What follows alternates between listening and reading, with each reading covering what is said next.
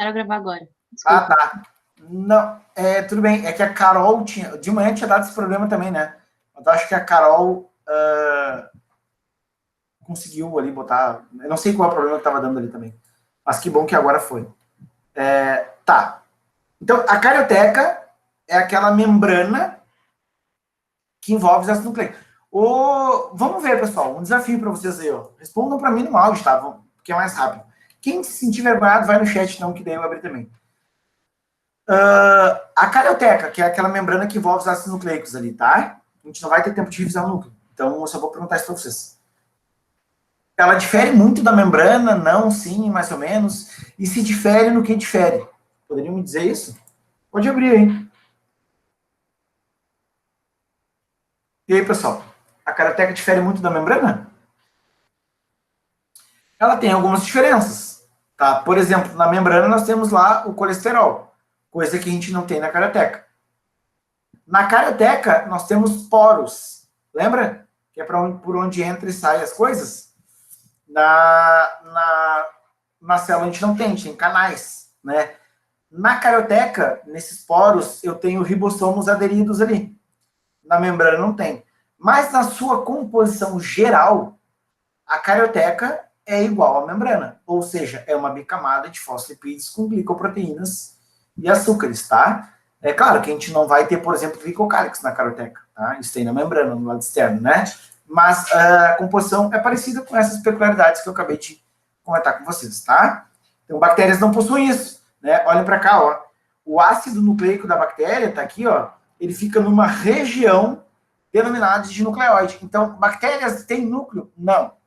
Ou, se tu entender que núcleo é apenas uma região onde estão os ácidos nucleicos, bactéria tem e chama-se nucleóide. Eu até vou anotar isso aqui para vocês. Nucleóide é a região onde está o DNA. Lembrando que o DNA bacteriano é circular. Tá? Então, se a gente abrisse isso aqui grandão, ia ficar uma coisa assim, ó. Tá? O nosso DNA é em forma de X, né? E a maioria do DNA dos organismos é isso aqui, porque eles formam cromossomos, tá? Bactérias não possuem isso aqui, portanto, bactérias não têm cromossomo em forma de X, o cromossomo bacteriano é circular, tá bom? O que mais que é interessante a gente saber de propriedades das bactérias, da característica? Vou pegar aqui. Possuem os plasmídeos. O que é o plasmídio mesmo? É aquele DNA extracromossômico que contém genes de resistência aos antibióticos. Então, DNA extracromossômico, né, circular, tal como todo DNA de bactéria, com genes de resistência ao antibiótico. Aqui não está mostrando, mas a gente teria algumas coisinhas assim, ó, tá? Alguns cocôzinhos de DNA, assim, uns pedacinhos de DNA. Tá? Isso aqui seriam os plasmídeos. Tá bom? Não possui organelas membranosas. Então, quando a gente for estudar organelas ali, a gente vai estudar 8, 9 organelas, dessas, 6 ou 7 são membranosas e 2 não são. Quais são as 2 organelas não membranosas? Os ribossomos e os centríolos, tá? Uma bactéria só tem ribossomo, não tem centríolo. Então, não possui nenhuma outra organela membranosa, com exceção das cianobactérias, que têm lamelas de cloroplastos. Mas isso aqui, né, é uma exceção da exceção. A gente teria que lembrar que dentro de bactérias temos as cianobactérias, que eram antigamente algas, e que essas algas possuem membranas ricas em cloroplastos para auxiliar na fotossíntese, tá? Parede celular com composição variada, mas geralmente a gente chama de peptídeo glicano, né? Então, isso é uma pergunta bem provável. Composição dos diferentes tipos de parede celular. Lembrando que células animais não têm parede celular. Então, a gente tem que saber a característica de parede celular animal, vegetal, de bactérias e de fungos, tá? E eu vou dar esse detalhe para vocês. Na parede celular da bactéria, é peptídeo glicano, né? Como tendo lá o ácido mureínico, que tá ali, ó, ou a famosa mureína, tá? Na bactéria. No fungo, você sabe o que tem na parede celular dos fungos? Quitina, né? Aquela proteína lá, bem espessa. e aquela proteína não, desculpa, aquele açúcar, né? E na parede celular vegetal a gente tem a celulose. Então, ó, vegetal, um polissacarídeo chamado celulose, fungos, polissacarídeo chamado diquitina com queratina. E bactérias é peptídeo glicano, tá? Então, uma porção proteica com uma porção açucarada. Até aqui tá tranquilo para vocês? Alguém quer fazer alguma pergunta? Tá tudo certo. Tudo certo, beleza. Já nas células eucariontes, quem são as células eucariontes? Todo mundo menos bactéria, né? Todo mundo menos bactéria. E aí eu trouxe para vocês aqui, ó, a célula animal e a célula vegetal. Claro, tanto célula animal quanto célula vegetal tem suas peculiaridades, óbvio. Não preciso nem dizer. E eu vou destacar para vocês algumas delas aqui, tá? Ribossomos, ambas as células têm, ou seja, a única organela presente em todos os seres vivos. Lisossomo, planta não tem. Planta não tem lisossomos, só células animais. Em planta, ele pode aparecer com outro nome, tá? Mas não de lisossomo. Microtúbulos, pois é. Microtúbulos também são em célula animal, tá? Mas isso aqui é muito discutível, porque teve um ano que a Ursus bactérias tinha também. Plantas têm uma coisa parecida com microtúbulo, tá? Que formam lá as fibras do áster, lembra? Para divisão celular. O núcleo, aí é igual, né? Cromatina, quando o DNA está descompactado. Nucleolo é aquela região que forma os ribossomos. A carioteca é igual para os dois, com seus poros. Retículo granuloso, tal como retículo não granuloso, que é o liso. Complexo Golgiense, que em célula vegetal pode ter um nomezinho um pouco diferente. A membrana plasmática é a mesma coisa. E o citosol, né? O citoplasma também tem uma constituição bem parecida. O que não tem aqui, que tem lá, né? Mitocôndrias tem também, nas células vegetais. O que teria em célula vegetal que não teria aqui, que estaria faltando aqui, né? Um grande vacúolo. Então, células vegetais têm um grande vacúolo. Células vegetais também têm cloroplastos. Então, vacúolos e cloroplastos não são encontrados em célula animal. Cuidado com isso. Pode aparecer uma tabelinha, né? Um gráfico mostrando o decaimento de uma determinada substância em uma determinada organela, e aí confundir. Vocês podem saber qual é a organela, saber qual é a substância e não lembrar quem é que tem ela. Então, não basta só saber qual é a organela e qual é essa função. Tem que lembrar quem é que tem também, tá? Aqui, ó. Ribossomos, então, tal como eu falei, mitocôndria também, complexo de Golgi, retículo liso, deixa eu botar isso aqui para cima. Parede celulosa, esse microtúbulo aqui, ó, é um microtúbulo um pouco diferente daquele lá. Ó, o grande vacúolo central que não tem em células animais. Só, vacúolo exclusivo de célula animal? Eu que pergunto para vocês, o que vocês acham? Célula animal não, desculpa, de célula vegetal. Vacúolo é exclusivo de célula vegetal ou existe algum outro ser vivo que pode ter vacúolo? Respondam. Foi uma pergunta. A alga não tem? Algas podem ter, mas tem um outro também que pode ter. Protozoário? Protozoário. Quando vocês estudaram lá o Paramecium caudata, lembra que ele tinha um vacúolo contrátil e pulsátil?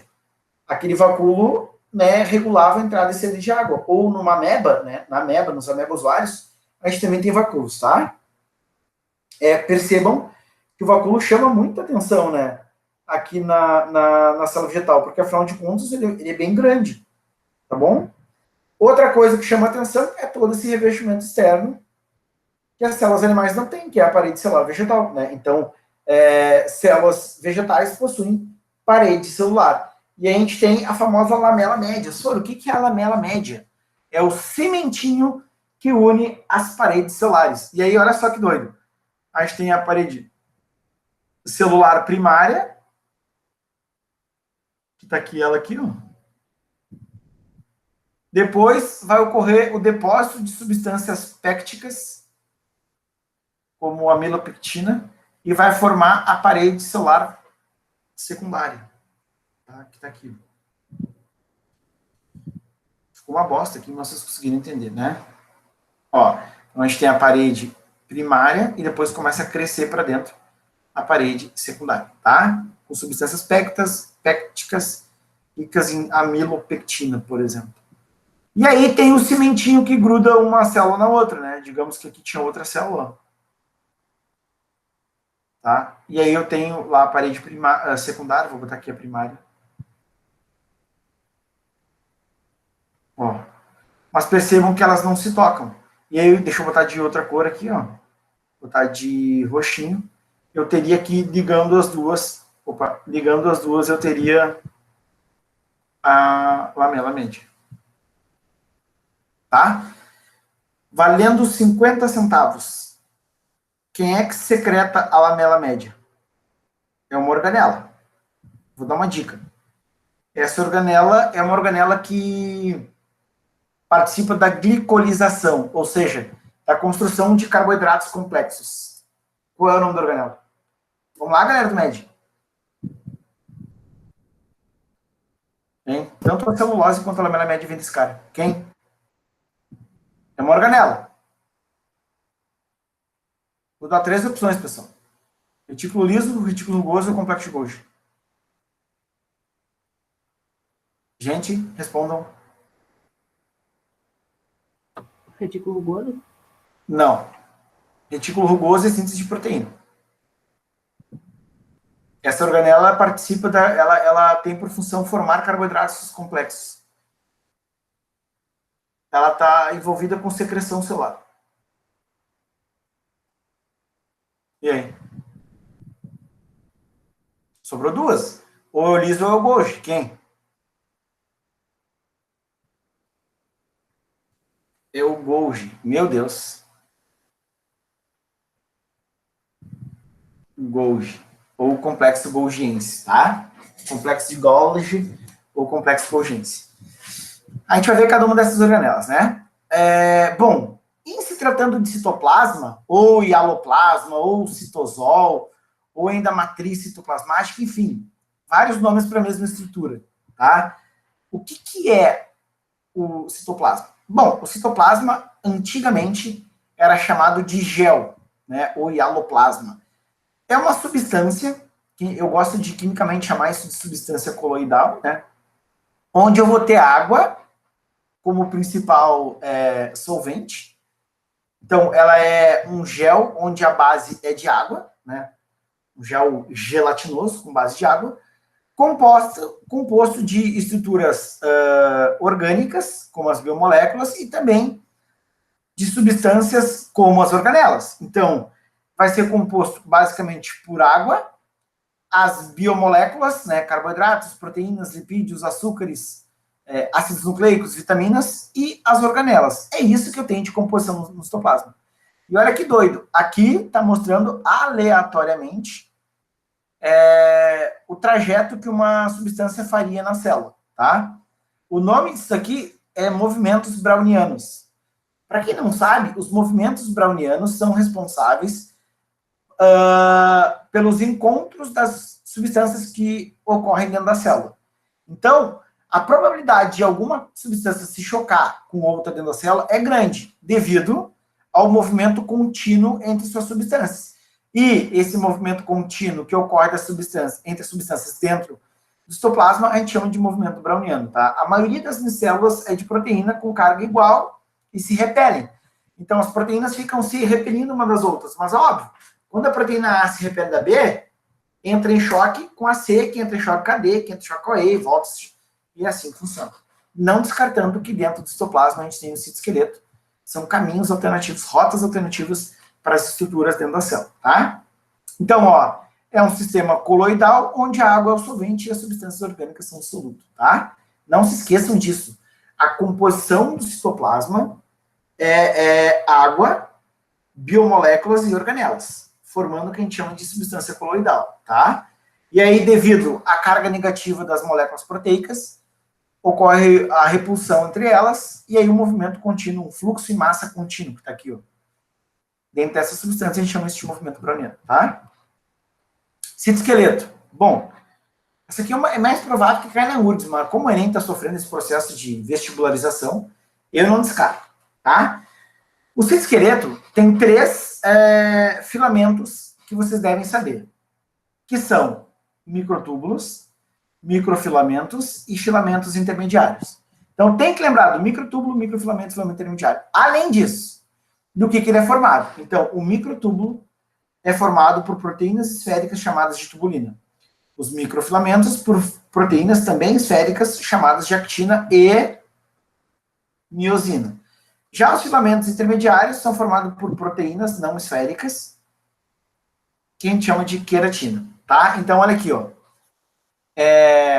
Aqui tá cada uma das estruturas separadinhas, tá? Vocês devem procurar aqui, ó, cadê a tubulina? Tá aqui, ó, proteínas esféricas, denominadas de tubulina. Então, esse cara aqui é o microtubulo. Olha como o filamento intermediário que está aqui embaixo, ó, a queratina, ela não é tubular, né? Ela não é esférica, desculpa, ela é justamente isso que eu falei, tubular.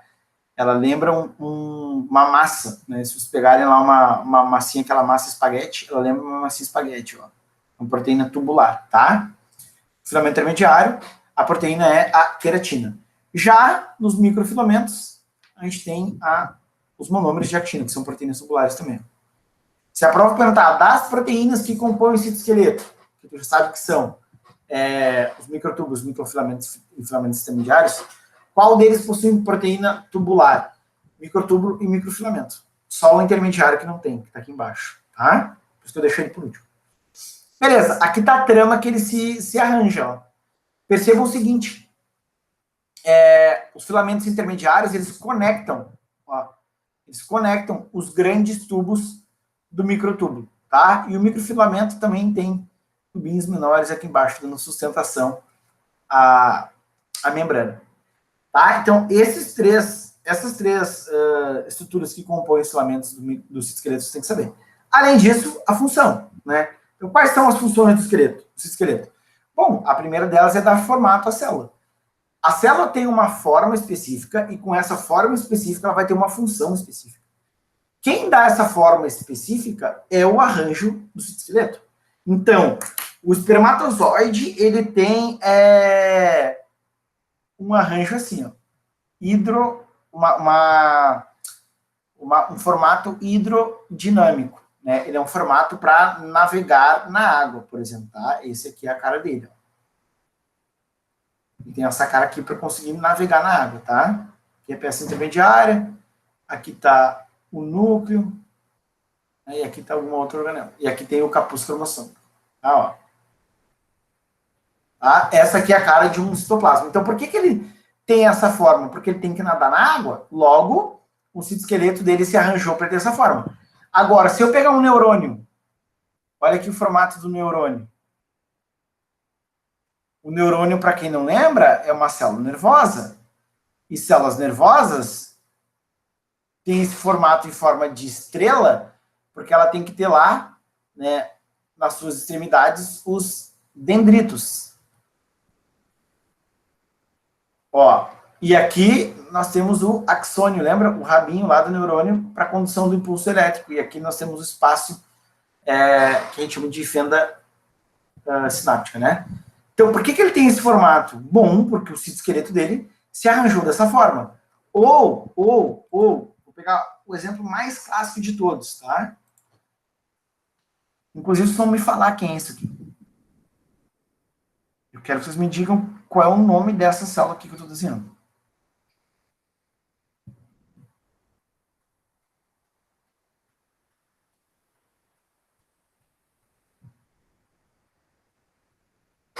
Que célula é essa, pessoal? É o núcleo dela. Que célula é essa, galera? E aí, vamos lá agir. Epitelial? Deixa eu pensar se tem algum epitelial parecido com ela. Até teria, mas eu não... Vou dar uma dica. Agora vai ficar fácil. É que o meu desenho pode estar ruim também. Isso aqui são as microvilosidades. Que célula é essa, gente? Onde é que eu tenho células ricas? Não é no estômago isso? Não é no estômago, é no intestino? E no intestino. É no intestino. Então, as células intestinais, na verdade, o nome dela pode ser célula intestinal, mas eu gosto de chamar pelo nome. São os enterócitos. Nossa, tá? eu nunca lembrei esse nome. Sério? Enterócito é célula do intestino, assim como o hepatócito é célula do fígado. Assim como, enfim, astrócito é uma célula uma célula neuronal. Tá? Mas, beleza. Por que as células intestinais, né, os enterócitos, têm esse arranjo aqui de membrana? Porque o citoesqueleto deles está arranjado dessa forma. Tá? Ó, eu vou ter aqui dentro o citoesqueleto deles aqui. Ó. O arranjo de citoesqueleto. Tá? E por aí vai, né? E por aí vai. Então, o que eu quero dizer para vocês? Que o citoesqueleto confere o formato da célula. E o formato que a célula tem está diretamente relacionada à sua função. Por exemplo, a célula do músculo cardíaco tem esse formato. Ó. A gente diz que é uma célula filiforme, né? As células musculares têm esse formato aqui. Já um fibroblasto, que é uma célula rica em colágeno, tem esse formato aqui, ó. Parece um ovinho instalado. Né? Tem esse formato aqui. Ou seja, vou encerrar fazendo uma célula muito doida. Quero ver se vocês sabem quem é ela.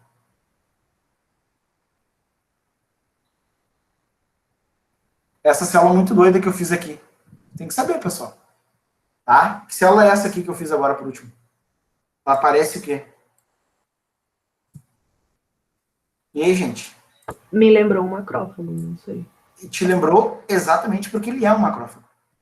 O macrófago é uma célula fagocitária. O Gito, lembra qual é o nome dessas estruturas ali que estão saltando dela? Isso aqui, ó. Como é que é o nome disso? Eu sei que tu chamou ele de lixeirinho, que ele era tipo um lixeirinho. Ele é isso mesmo. Isso aqui são os pseudópodos, tá? Os falsos pés, lembra? Por que ele tem esse arranjo? Porque aqui dentro o citoesqueleto se arranja dessa forma. Então é isso que eu quero que vocês tenham como noção. O citoesqueleto é responsável pela forma que a célula vai adquirir. E a forma dela está diretamente relacionada à função que ela tem.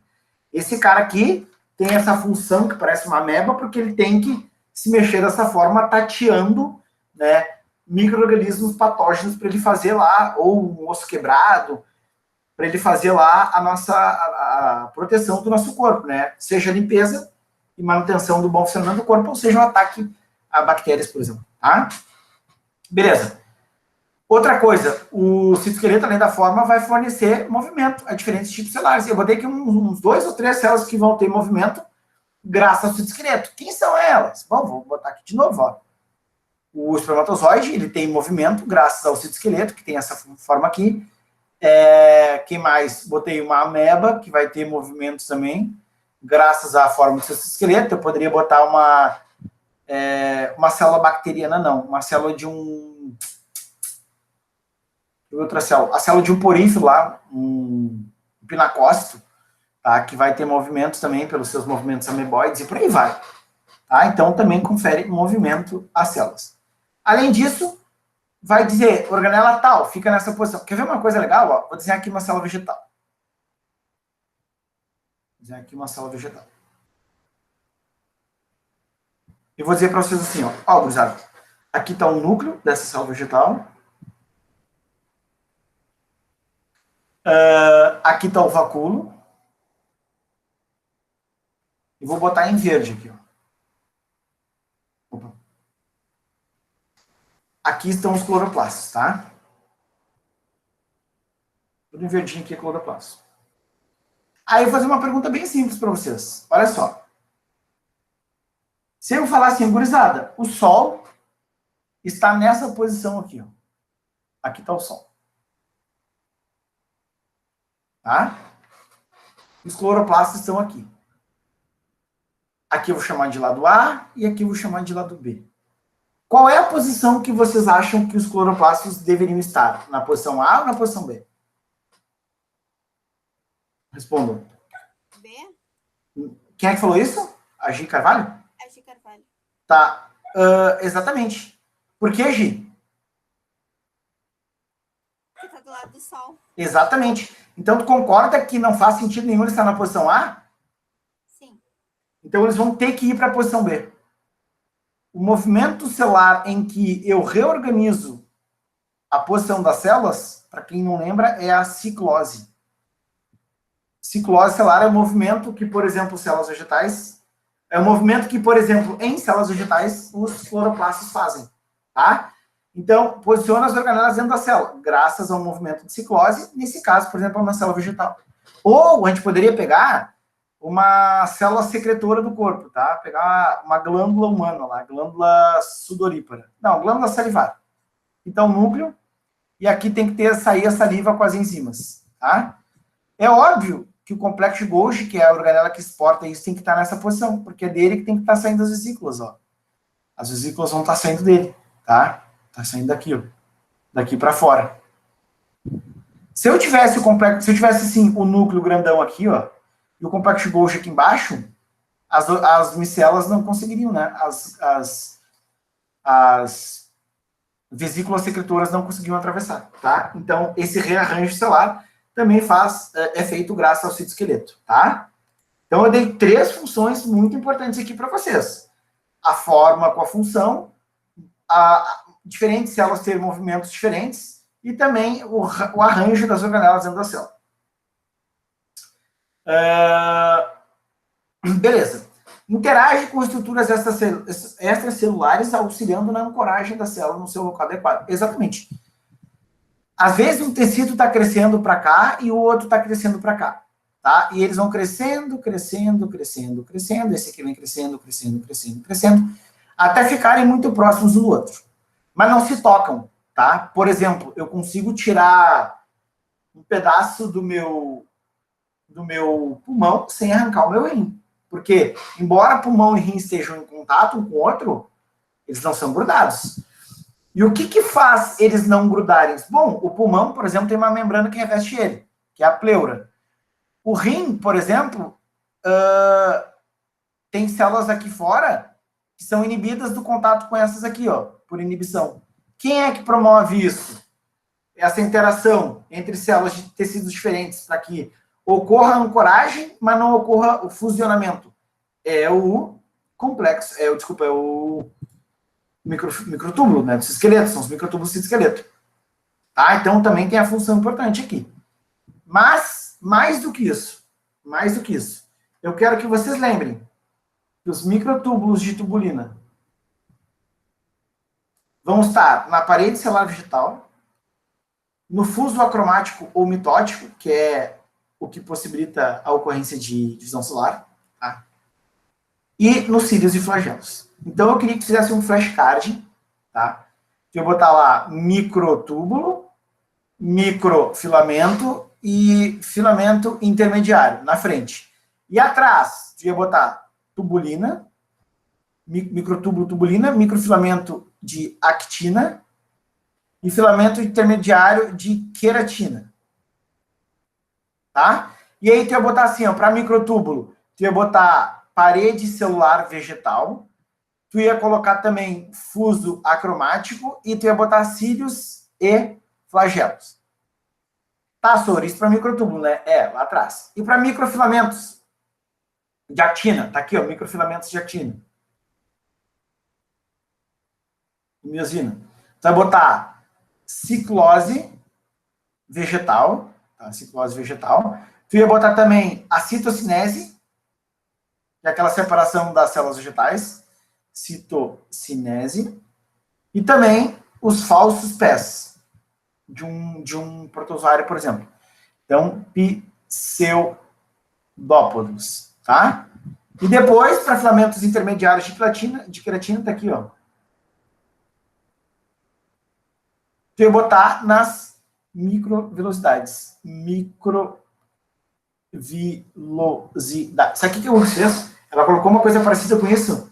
E a única coisa que diferenciava a alternativa correta da falsa era que a alternativa falsa dava microvelocidades para microfilamentos. Botava assim, microvelocidade para microfilamento ou microvelocidade para filamento intermediário. Todo mundo marcou microvelocidade para microfilamento. Porque as pessoas pensaram microvelocidades, microfilamentos, tá tudo em casa. Não. As microvelocidades não estão nos microfilamentos. As microvelocidades estão nos filamentos intermediários. Tá? Então, cuidado com isso. Tá? Deixa eu apagar tudo aqui. Beleza. Vamos às organelas, tá? Agora é a hora do vamos ver. Cara, o que a gente tem que saber de organelas? Várias coisas, dentre elas a sua função, tá? Então, aqui eu trouxe para vocês os centríolos. Eu adoro essa organelinha aqui, ó. Ela ocorre a um par só por células. Tá, mas como é que eu tô vendo um aqui, dois aqui, senhor? Porque essa aqui é uma célula que está em divisão celular, logo ela dobrou o número de organelas. De onde dos centríolos partem as fibras do fuso acromático, tá? Em células vegetais a gente chama de fibras do áster, né? As fibras do áster, tá? Então, encontrados em todas as células, exceto nas gimnospermas, angiospermas e fungos, eles não têm isso, eles têm isso aqui. A gente não chama de fibras do fuso, a gente chama de fibras do áster, tá? Ocorrem aos pares, quando... Como assim aos pares? Um par, dois par? Não. Um par é isso aqui, ó. Isso aqui, mais isso aqui, um par. É sempre perpendicular, né? Ó. Tem isso aqui, ó. Tá? Tem um microtubo, centríolo aqui, e tu vai ter o outro centriolinho aqui, ó. Tá? São sempre formando o ângulo reto de 90 graus, tá bom? Então, ele ocorre ao par, né? Aqui tem um par. Então, cada célula vai ter um par desses, só que quando se divide, a gente tem dois pares, né? Mas ocorre somente ao par. Então, ocorre aos pares, localizado próximo ao núcleo, numa região que a gente chama de centrosomo. Deixa eu voltar lá no desenho que está completo, para mostrar para vocês onde é que ele está. Opa, achei que tinha um desenho melhor aqui, que aqui não está mostrando o núcleo da célula. Nem aqui. Deixa eu ver se tem alguma que mostre o núcleo das células. Precisava de um núcleo mais bonitinho. Deixa eu ver. Acho que aqui eles aparecem. Essa animação. Não, nem nessa. Nem nessa, nem nessa, nem nessa, nem nessa. Não. Puxa vida. Mas, gurizada, acredita em mim, ele tá aqui assim, ó. Tá? Ele tá bem aqui, ó. Grudadinho no núcleo. Tá? Perpendicularzinho. A 90 graus. Tá? Tá lá. Tá lá.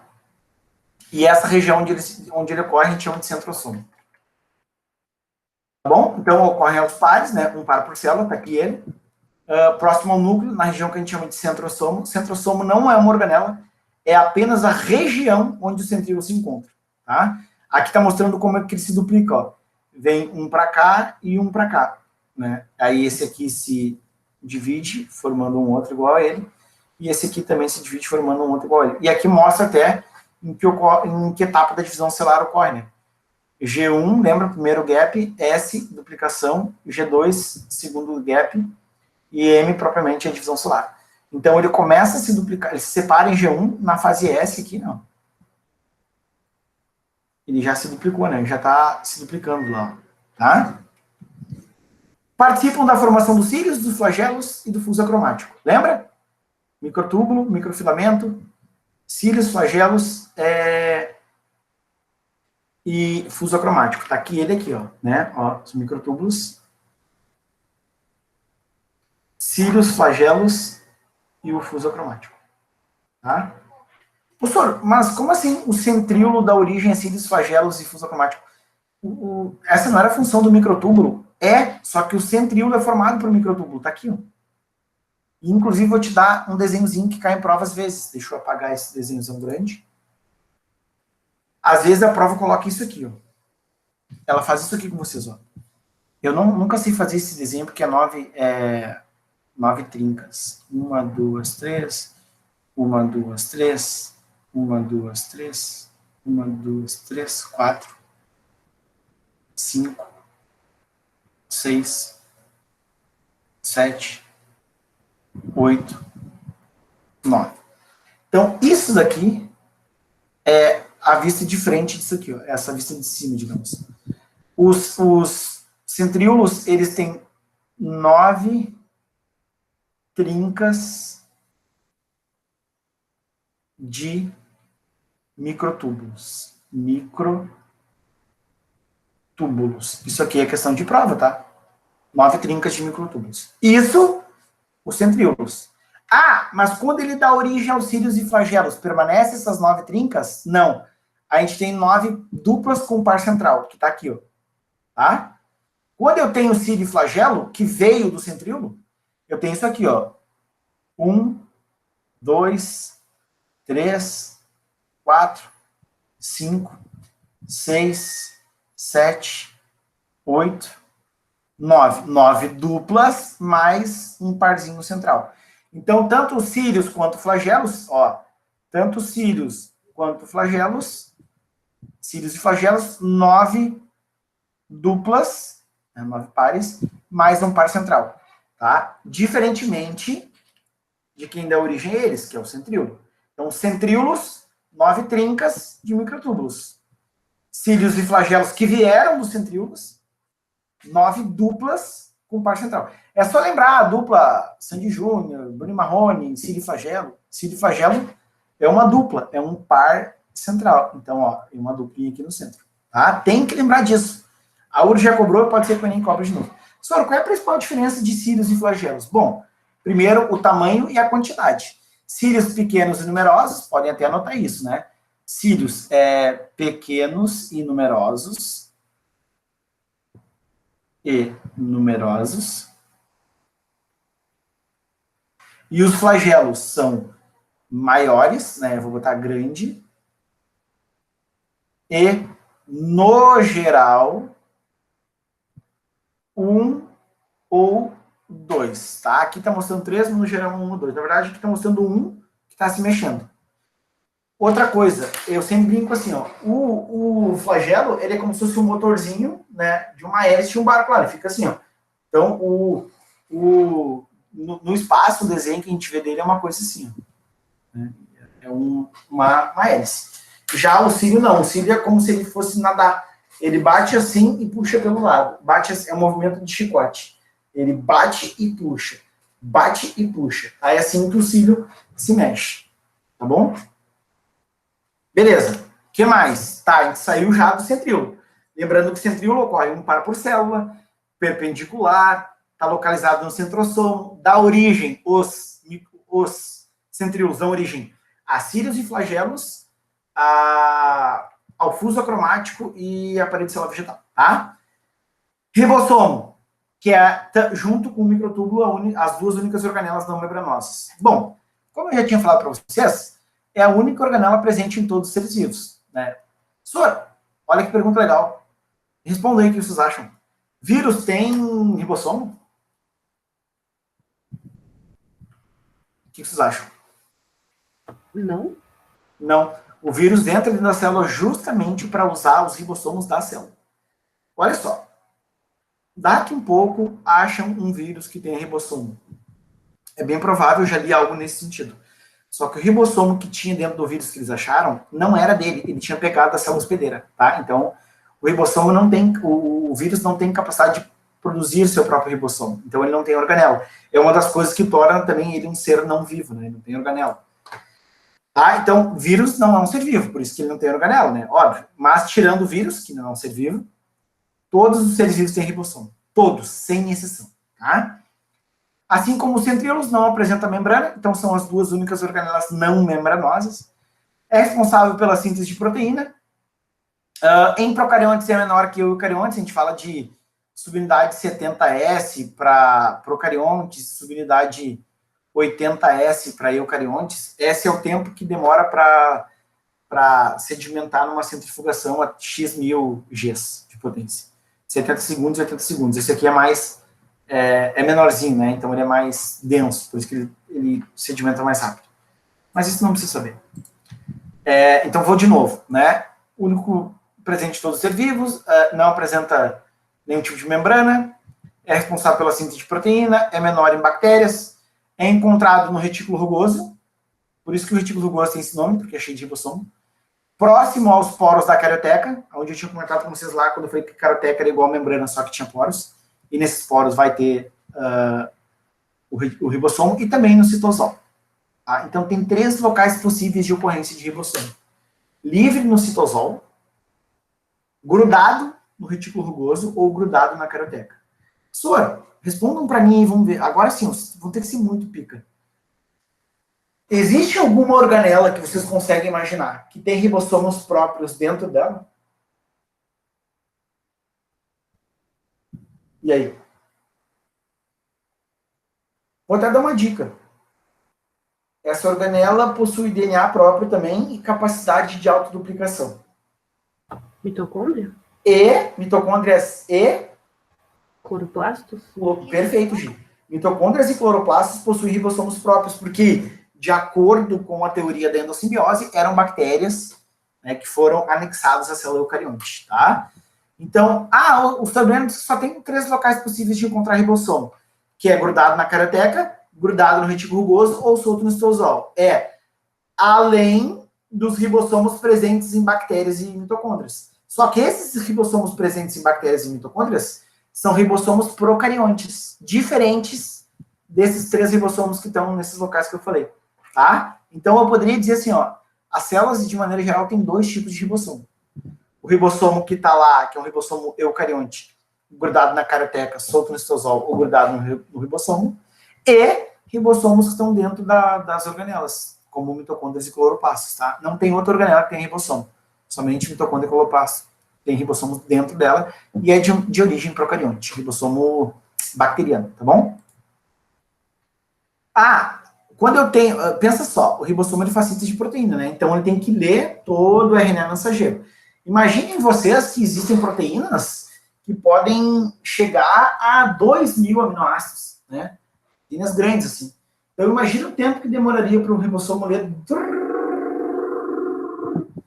2.000 aminoácidos, né? Grudar em 2.000. Ia ter que ter 2.000 ligações peptídicas. Então, em alguns casos, acontece isso aqui, ó.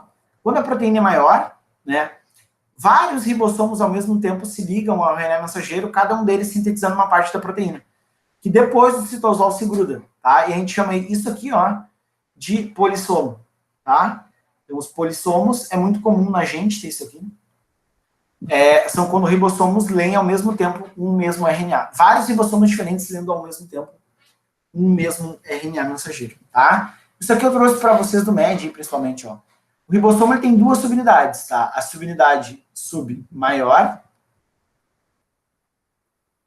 e a submenor. Além disso, ele tem 3 sítios, tá? Esse aqui e esse aqui. Esse sítio aqui é o sítio de entrada, tá? É o sítio A, é por onde o aminoácido chega. Esse sítio é o sítio de permanência dele, o sítio P, tá? É por onde ele fica um pouquinho. E esse sítio é o sítio de exit, de saída, é o sítio E. Então, eu vou desenhar aqui um RNA transportador, tá? Tá lá ele, deixa eu só tirar isso aqui daqui, ó. Tá lá ele tem mais ou menos essa carinha aqui, ó. Ele tem mais ou menos essa carinha, e ele tá trazendo ali, sei lá, U, tá? U, ele tá trazendo aminoácido, né? O RNA mensageiro tem U. E aqui tem, sei lá, uma histidina. O aminoácido IS, tá? Então ele chega, se liga à sequência que tá aqui. Esse aqui tem AU, lembra? Aqui eu vou ter U,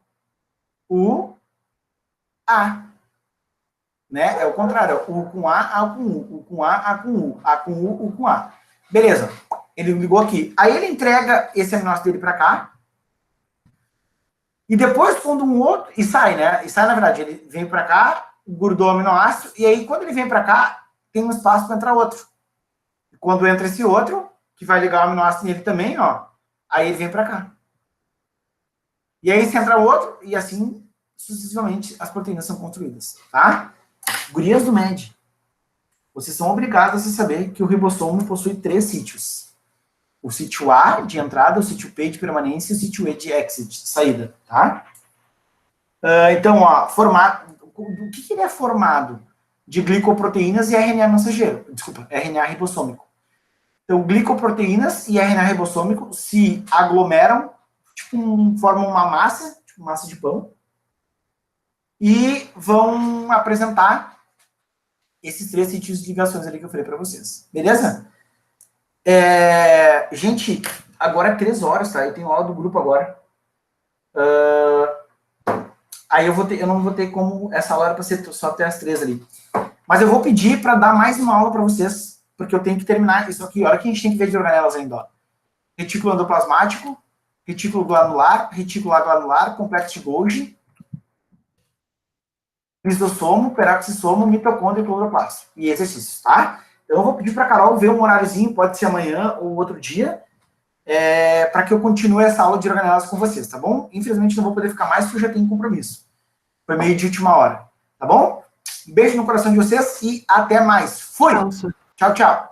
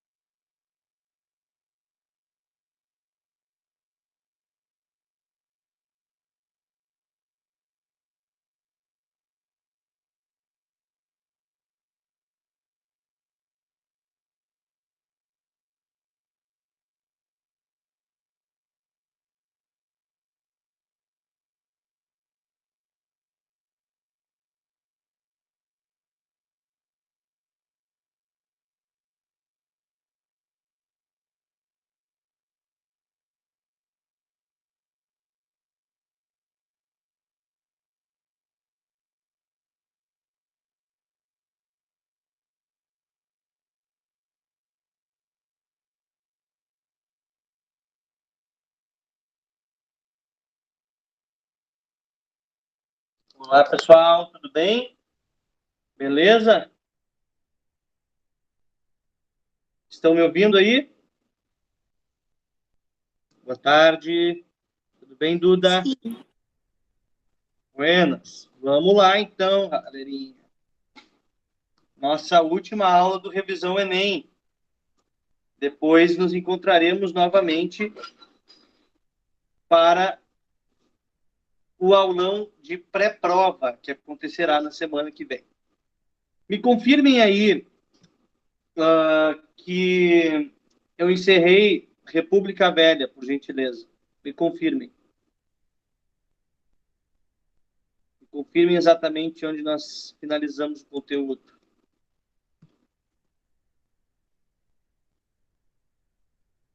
Peguem suas anotações. Nós já estávamos em Brasil República. Interajam comigo, por favor. A oligárquica. Beleza, eu terminei a República Oligárquica, né? Sim. Falou dos movimentos e do declínio da crise de 29. Tá bom, tá meio baixinho teu volume, mas eu te ouvi. Bom, então, gente, hoje nós vamos terminar o nosso período de análise da República Brasileira.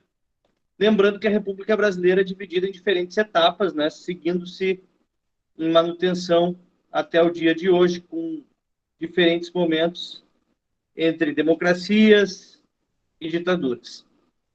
Entre estes períodos que englobam a República Brasileira, nós temos a Primeira República, que é de 1891 a 1930, a Era Vargas, a experiência democrática, a ditadura militar e a Nova República, que começa em 85 com a redemocratização, que se estabelece principalmente a partir da Constituição de 88, né, que justamente é a Constituição que vigora no nosso país hoje e que organiza as nossas estruturas de poder e de governança e administração como um todo. Então, é importante a gente lembrar que res publica é uma menção no latim a coisa pública. Então, a administração como algo que deve atender, né, a população. Então, a coisa pública. E essa coisa pública no Brasil, ela se estabelece desde o ano de 1891, com a primeira Constituição republicana, né, com a lógica da divisão de três poderes, legislativo, executivo e judiciário, com a lógica do presidencialismo e do federalismo. Ou seja, o Brasil é uma união de estados que vão obedecer à mesma Constituição. Então, a gente já estudou ao longo do ano essa estrutura, né, de presidencialismo, de divisão de três poderes, enfim. E agora, então, a gente vai avançar aí para entender como é que foram esses diferentes momentos. A Primeira República, então, nós já estudamos na aula passada, né? Também é conhecida como República Velha, e é dividida em dois momentos. Os primeiros anos da República Velha, ou Primeira República, são governados por militares, né? Nós temos o Deodoro da Fonseca e o Floriano Peixoto, então a gente pode dizer que esse período da República Brasileira pode ser também conhecido como República da Espada, e depois, a partir de 1894, quando entram os partidos políticos de São Paulo e Minas Gerais, que vão se alternar no poder, começa a República Oligárquica, fazendo uma menção à oligarquia, ao poder de poucos, tá? Então, aí nós estudamos como é que foi o governo Deodoro da Fonseca, o governo Floriano Peixoto. Passando para a República Oligárquica, nós entendemos a estrutura política, que era democrática até certo ponto, porque, na verdade, pouquíssimas pessoas participavam da política, né? As mulheres não votavam, os analfabetos não votavam, existia toda uma manipulação do voto. Então, a gente estudou essa república, né, baseada no coronelismo, no clientelismo, naquela lógica de fraudes eleitorais, a política do café com leite. Isso é importante que vocês lembrem, tá? Importante lembrar que a gente tem os movimentos sociais também, tanto na cidade como no campo. Na cidade, movimentos relacionados aos operários, né? Uma vez que estão surgindo indústrias no Brasil e que tem toda uma imigração de europeus que trazem para cá a influência de teorias anticapitalistas, capitalistas, como o socialismo, o comunismo, o anarquismo, né? Nós temos um movimento modernista também, que é um movimento intelectual, que traz a Semana da Arte Moderna. Nós temos revoltas urbanas, a chibata na Marinha, nós temos a revolta da vacina, que é interessante nesse momento, principalmente para quem vai fazer a URGS, né? Fazendo um paralelo com o que a gente vive hoje, né? Numa pandemia. E aí nós temos no campo as revoltas mais associadas com a pobreza, com a miséria, revoltas populares que são lideradas por líderes religiosos. E aí o declínio da República Oligárquica, ela vem na crise de 29, né? Que além de ter uma crise mundial, traz aqui também uma crise interna política no Brasil, nas eleições de 29, onde acaba o pacto do café com leite. São Paulo, que tinha o presidente Washington Luiz, em vez de indicar um mineiro, vai indicar um próprio candidato, né, que é o Júlio Prestes. E aí o Júlio Prestes, que é o candidato do Partido Republicano Paulista, apoiado pelo presidente Washington Luiz, vence a eleição contra o Getúlio Vargas, que vai fazer, então, um levante contra o governo, antes mesmo da posse do Júlio Prestes, chamado Revolução de 30. Essa Revolução de 30, então, ela é uma grande revolução que aconteceu no Brasil, uma revolução burguesa, mas que traz um rompimento político no Brasil e uma transformação muito significativa, considerando que a partir de 1930, a partir dessa revolução, começa um momento de participação das mulheres na política, participação dos trabalhadores na política, podendo concorrer a cargos públicos, se conquista ao longo desses anos que sucedem a Revolução de 30 os direitos trabalhistas. Então, com a Revolução de 30, nós temos o fim do clientelismo, do coronelismo e o início da Era Vargas, tá? E é aqui, então, que a gente vai se debruçar hoje, dando seguimento depois à experiência democrática e à ditadura militar, onde nós encerraremos, tá? A gente vai ver aqui as principais informações de cada um destes momentos históricos do Brasil. Bom, a Era Vargas, então, ela dura 15 anos, de 1930 a 1945. E ela tem 3 momentos. O período provisório, que vai de 30 a 34, o período constitucional, que vai de 34 a 37, e o período da ditadura do Estado Novo, que vai de 37 a 45. O período provisório diz respeito àqueles primeiros anos de governo do Getúlio Vargas, depois da Revolução, onde está se organizando a nova estrutura política do Brasil, e existe uma centralização do poder político na figura do presidente, que vai, inclusive, destituir governadores que eram coronéis eleitos naquela organização de fraudes eleitorais, de clientelismo, colocando interventores do Estado. Então, o que caracteriza esses primeiros anos de governo do Getúlio Vargas? Caracteriza, então, a centralização do poder, decretos que são declarados pelo presidente. Então, nós temos decretos-leis, né? Percebam que a centralização ela se dá neste sentido, no qual o presidente vai publicar leis e não o poder legislativo. O presidente vai nomear interventores dos estados que vão substituir governadores. Então, existia uma centralização na figura desse cara, Getúlio Vargas, que era o presidente que tinha assumido o poder através de uma revolução e não de uma eleição. Uma revolução importante, porque rompeu com uma estrutura fraudulenta na política brasileira, vai trazer uma série de inovações fundamentais, importantes, mas que vai trazer uma centralização, um certo autoritarismo. Por conta disso, nós teremos reações contra o Getúlio Vargas. Dentro dessas reações, nós temos a revolução, entre aspas, porque não trouxe significativas transformações, foi mais uma revolta, chamada Revolução Constitucionalista, que aconteceu em São Paulo, e que tinha como participante justamente aqueles políticos e simpatizantes do Partido Republicano Paulista, que foi retirado do poder pelo Getúlio Vargas. Então, essa Revolução Constitucionalista é um movimento burguês, de uma classe média liberal, vinculada com setores da cafeicultura, né, de São Paulo, filhos de produtores de café, uma certa intelectualidade liberal que foi desenvolvida justamente para combater a lógica nacionalista do Getúlio Vargas. Então, qual era o objetivo desses caras? Destituir o Getúlio Vargas e colocar em vigor uma nova Constituição. O Getúlio Vargas vai combater essa revolta, tá? Ele vai reprimir essa revolta, mas, em contrapartida, ele vai fundar o Tribunal Superior Eleitoral para organizar o processo de eleições para escolherem, então, os deputados que vão participar da Assembleia Constituinte, que é a reunião de deputados para escrever a nova Constituição. Então, esses deputados que vão representar os diferentes estados serão eleitos, vão se reunir, e em 34 fica pronta a Constituição brasileira, de 34, que é a segunda Constituição republicana. E essa Constituição, ela vai estabelecer também que a primeira eleição presidencial, naquele momento, seria indireta, ou seja, a população, em vez de votar, vai ser representada pelos deputados que vão escolher o presidente, e aí, então, eles escolhem o Getúlio Vargas.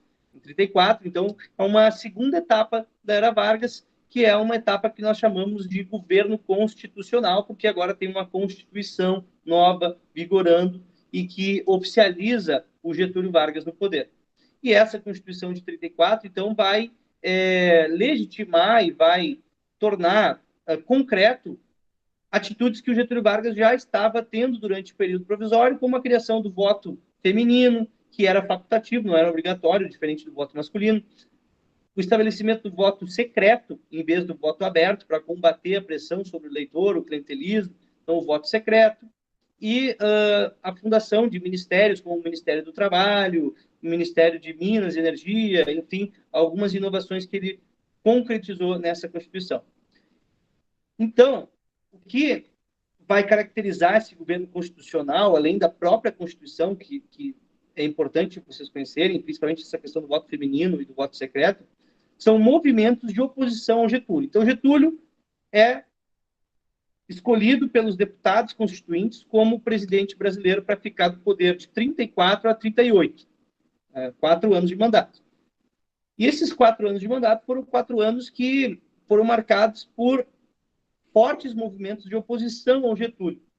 Tanto movimentos de esquerda, como a Aliança Nacional Libertadora, que é um movimento de grupos associados ao comunismo, que tinham inclusive apoio da União das Repúblicas Socialistas Soviéticas, e aqui tem a figura do Luiz Carlos Prestes, né, a figura da Olga, quanto movimentos de ultradireita, fascistas, como a Ação Integralista Brasileira, do Plínio Salgado, a Nauê, Deus, Pátria e Família, aquela coisa toda, então, que nós já conhecemos. Então, é interessante observar que existia, nesse momento aqui, uma polaridade interna dentro do Brasil.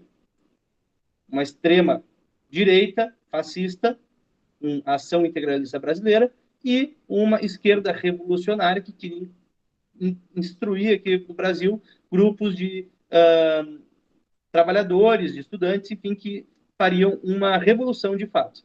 O Getúlio Vargas vai ter 2 momentos mais tensos com a Ação Integralista Brasileira e outro com a ANL, que são intentonas, são tentativas de tomada de poder que não vão ter sucesso nenhum, vão ser reprimidos. E aí, no ano de 37, quando nós temos o processo eleitoral para escolher o novo presidente se organizando, se estabelecendo, o Getúlio Vargas vai decretar um golpe de Estado e, assim, através desse golpe, ele vai se manter mais alguns anos no poder, de 37 até 45.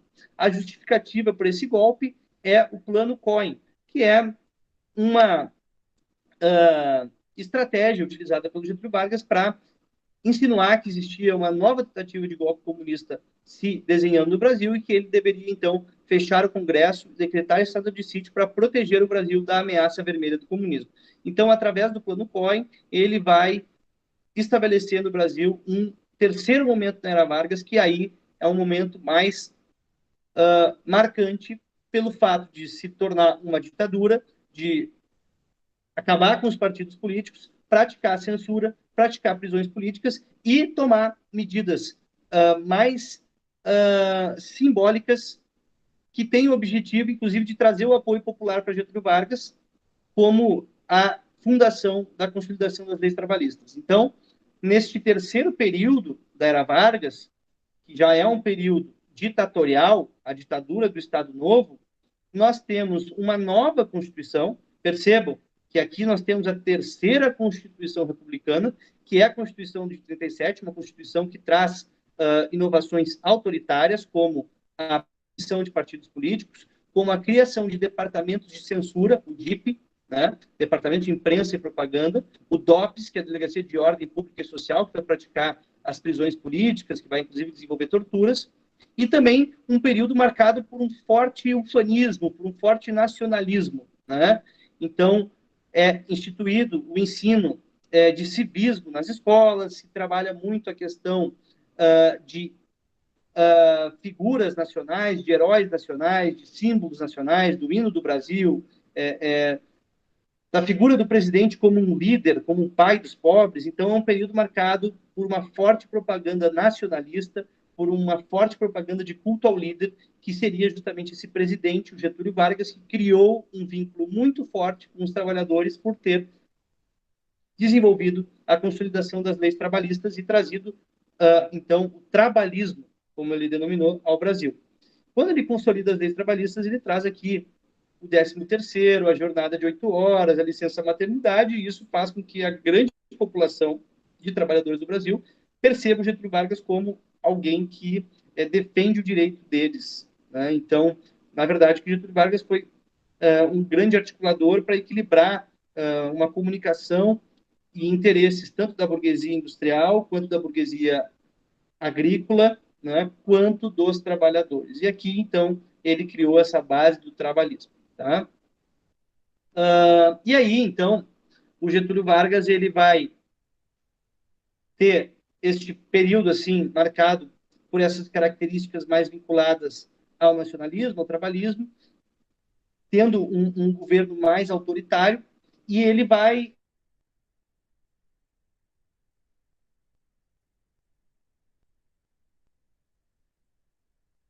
ter de crise já a partir de 40, e quando ele se envolve na Segunda Guerra Mundial, apoiando os países democráticos contra o fascismo.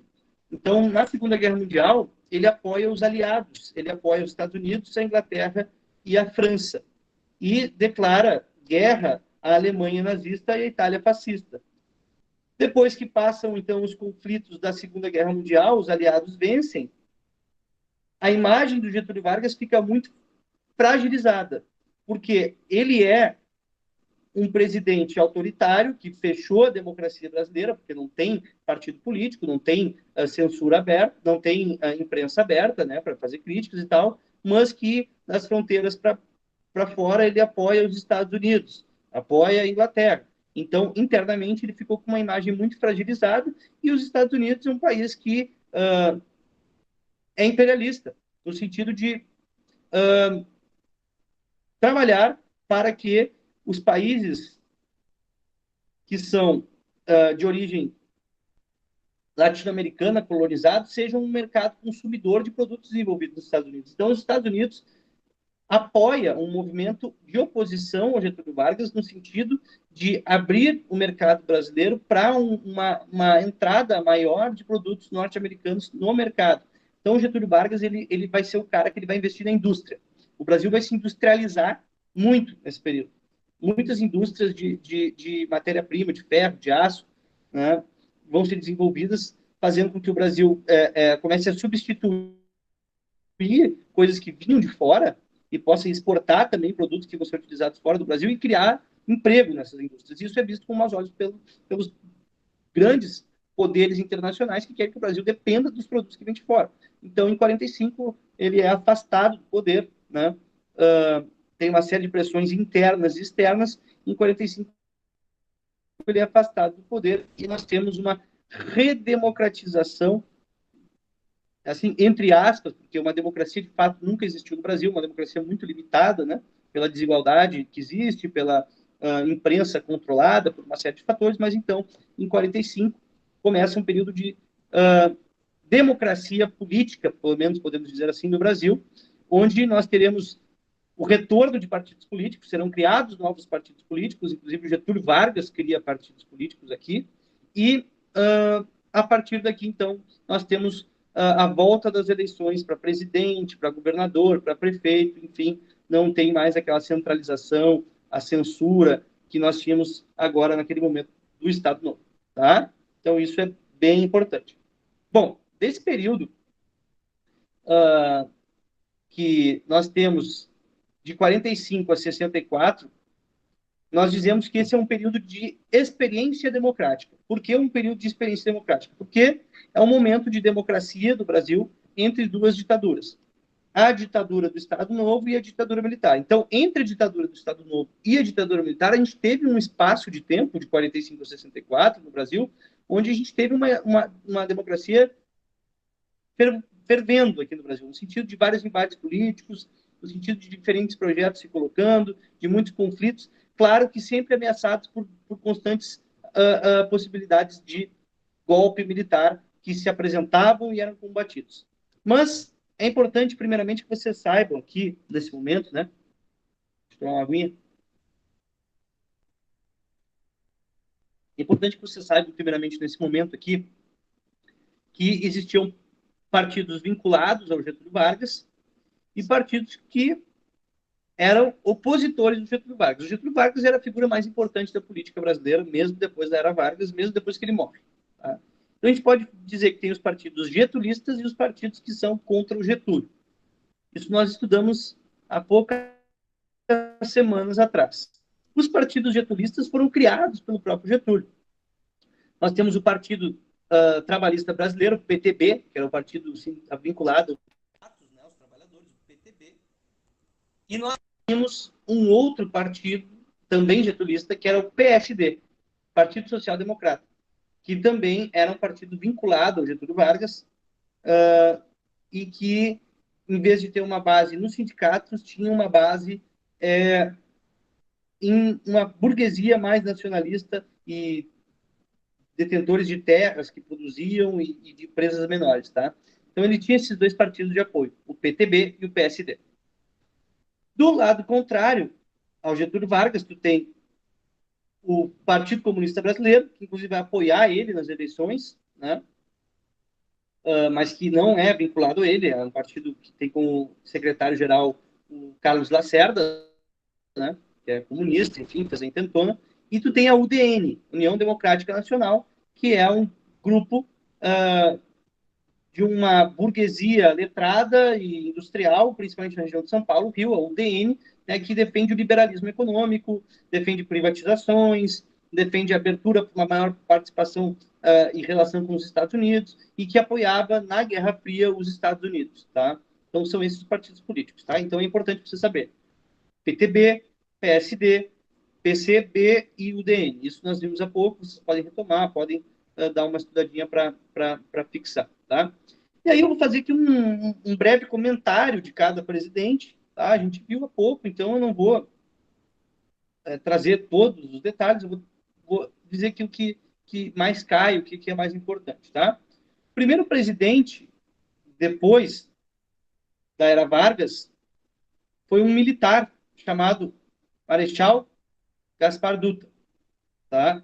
Esse cara, ele era muito desconhecido no Brasil, mas ele recebeu o apoio do Getúlio Vargas. Então ele se elegeu porque ele tinha o apoio do Getúlio Vargas, que era uma figura muito popular.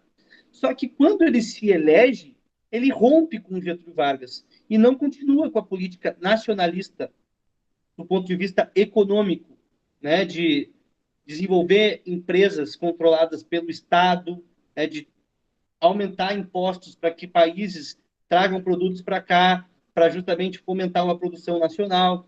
Então, o Gaspar Dutra, ele rompe com o Getúlio Vargas e apresenta uma postura liberal que o Getúlio Vargas combatia. E aí o Getúlio Vargas vai romper com ele. Esse cara, ele não tem nada assim de muito significativo no seu mandato, nas suas atividades de desenvolvimento político nacional. O que se destaca mais do Gaspar Dutra é o seu alinhamento com os Estados Unidos na Guerra Fria, tá? E ele vai, inclusive, adotar uma postura anticomunista no sentido de romper as relações com a União das Repúblicas Socialistas Soviéticas e de proibir o Partido Comunista Brasileiro. O Partido Comunista Brasileiro vai ser colocado na ilegalidade. Então, quando aparecer Gaspar Dutra, lembra, liberalismo, Estados Unidos, anticomunismo, tá? Essas são as palavras-chave aqui para tu lembrar do Gaspar Dutra. E ele tentou desenvolver até um plano político, né, para obras públicas e tal, o plano SALT, saúde, alimentação, transporte, mas que não teve muito sucesso. Como o Gaspar Dutra rompeu com Getúlio Vargas, não seguiu a linha política e econômica do Getúlio Vargas, o Getúlio Vargas vai ficar indignado com ele e vai, então, no ano de 50, concorrer a presidente. E aí o Getúlio Vargas, depois daqueles 15 anos de presidente, durante a era Vargas, no qual ele não foi eleito pelo povo, mas sim tomou o poder por uma revolução, foi eleito indiretamente pelos deputados e depois fez uma ditadura, e depois desses 15 anos, depois de ter indicado Gaspar Dutra, ele então concorre pela primeira vez sendo eleito. Ele nunca tinha sido eleito pelo povo, até que então, no ano de 50, ele é eleito pelo povo, porque ele tinha já feito a CLT, ele tinha investido no desenvolvimento industrial do Brasil, ele era conhecido como os pais dos pobres, então ele foi eleito assim com uma vitória esmagadora no ano de 50 e assume a presidência em 51. E este governo do Getúlio Vargas, que é um governo democrático, que vai de 51 a 54, é marcado pela retomada do nacionalismo e a criação de empresas que são fundamentais para o desenvolvimento do Brasil do ponto de vista econômico e do ponto de vista de geração de emprego. Entre essas empresas, nós temos a Eletrobras e a Petrobras. Tá? Então, é aqui que ele cria a Petrobras, com a campanha O Petróleo é Nosso. E o Brasil começa a se colocar dentro desse novo mercado, né, que estava se desenvolvendo, do petróleo, enfim, e que é fundamental até os dias de hoje. Então, ele cria a Petrobras como uma empresa estatal, que tinha também ações privadas, mas que era gerida pelo Estado. E ele assume uma postura de participação ativa do Estado na economia, controle da economia pelo Estado. E isso vai gerar, é claro, uma grande insatisfação daqueles setores mais associados com o capital internacional, né, principalmente uma burguesia de São Paulo, industrial, uma elite liberal de São Paulo também, da USP, né, que foi criada pelo Partido Republicano Paulista, que tem a sua origem em viés liberal. E aí, depois da campanha do Petróleo é Nosso, se articula, então, um golpe de Estado, um golpe militar, para depor o Getúlio Vargas. Esse golpe militar tinha como justificativa acusações de desvio de verba pública, né, de corrupção pelo filho do Getúlio Vargas e também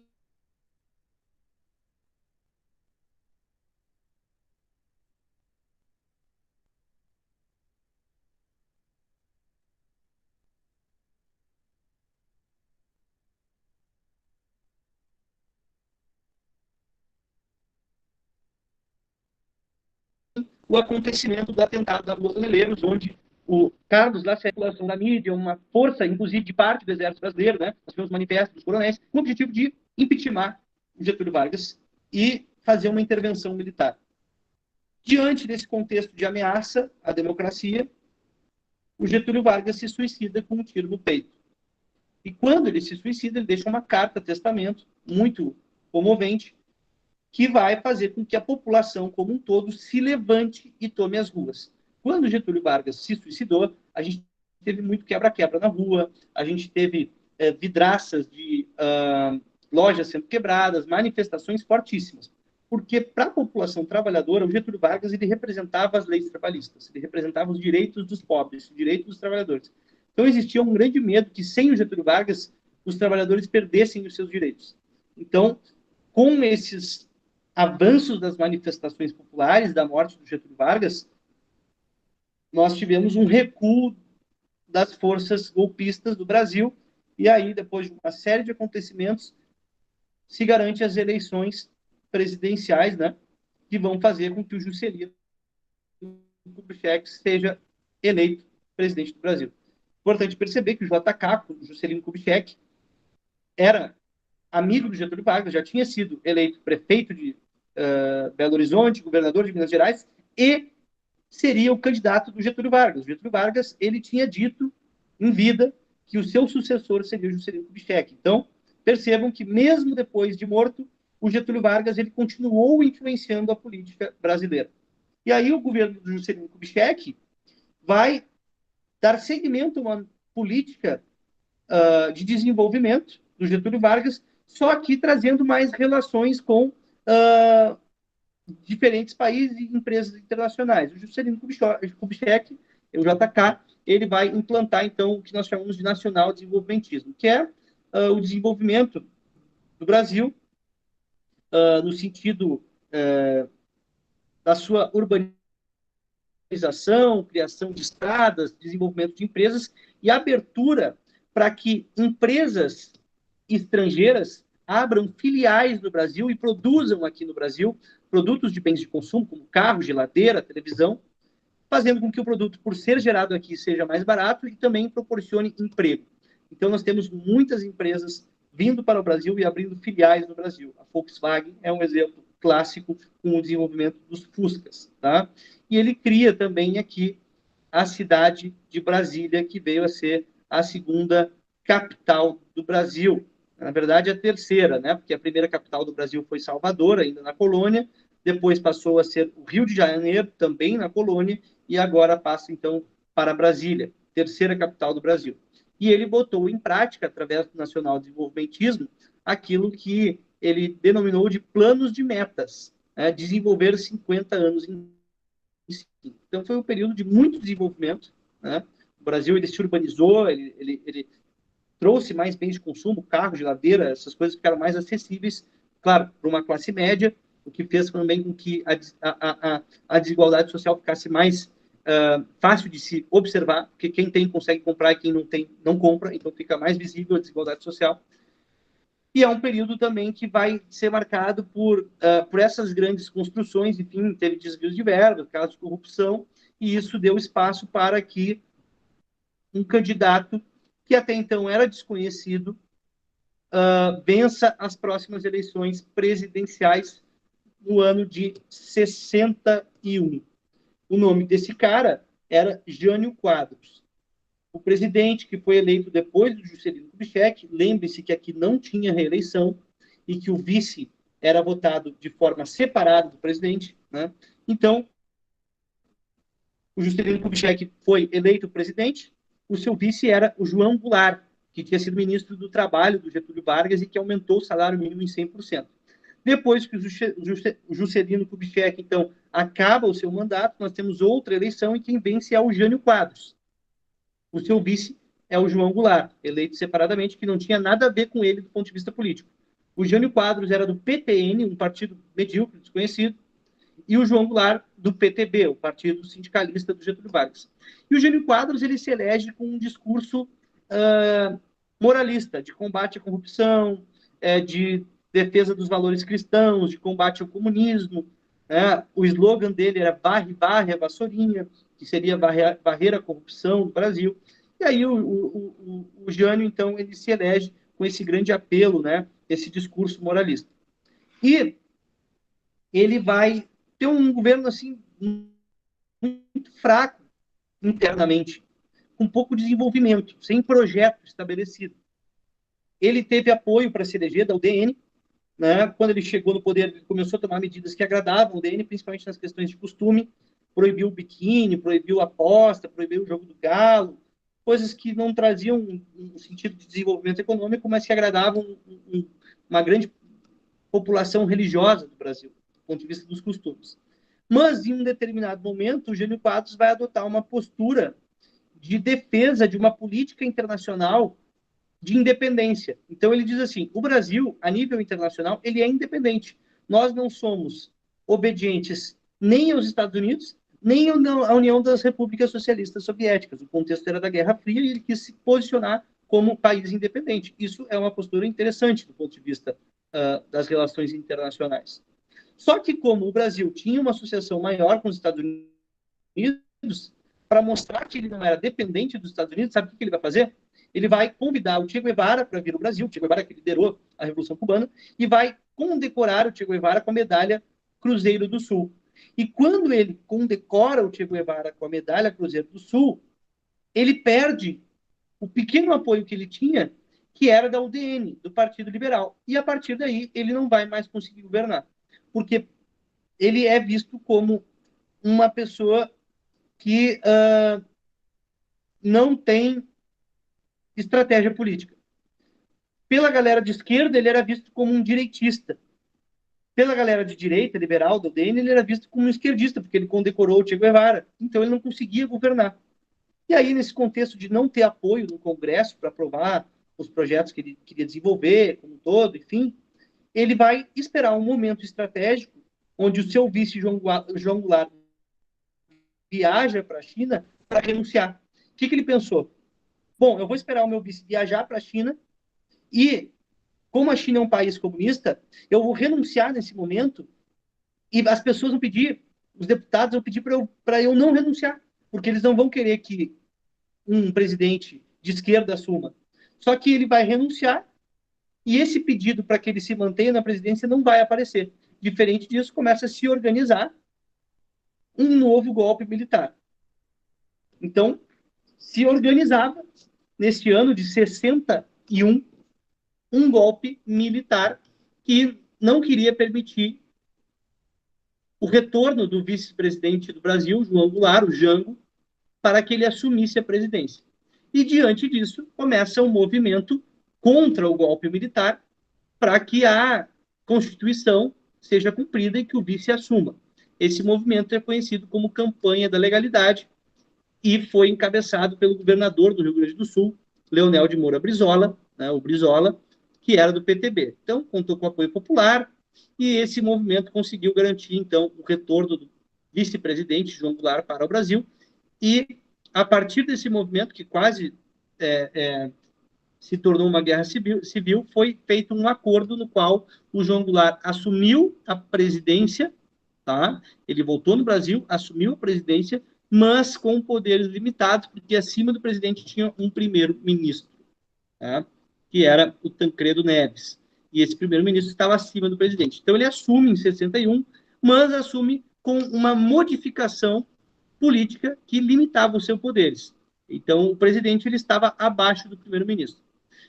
E esses primeiros meses de governo ele não conseguia, né, desenvolver uma política organizada. O presidente João Goulart não conseguia desenvolver uma política organizada e o que ele fez foi começar um movimento popular de defesa do presidencialismo. E a partir disso, então, ele vai fazer um movimento e vai conseguir convocar um plebiscito para o povo votar se queria continuar com o parlamentarismo ou queria voltar para o presidencialismo.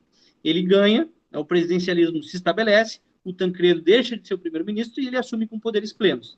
E aí, quando ele assume com poderes plenos e se coloca na política nacional com uma pegada mais popular, defendendo a reforma agrária, reforma educacional, reformas de base como um todo, participa do comício do Brasil, existe uma grande